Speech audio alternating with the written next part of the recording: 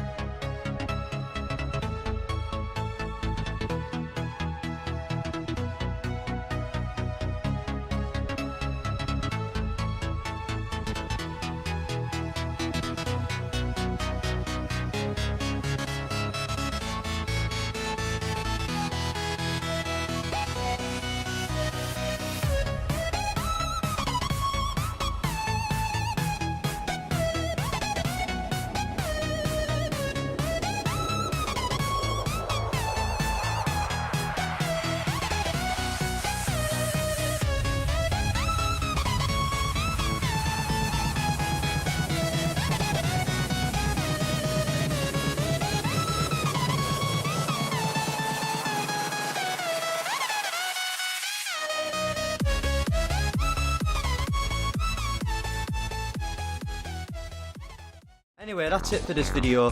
If you fancy more content like this, be sure to support my channel by liking and sharing this video. Maybe even consider subscribing and joining the Jack Operatives. Go a step further and support me in other platforms by liking my Facebook page, follow me on Twitter, joining my Discord server, and clicking the bell icon so you don't miss any future videos. This is JackOps, signing off.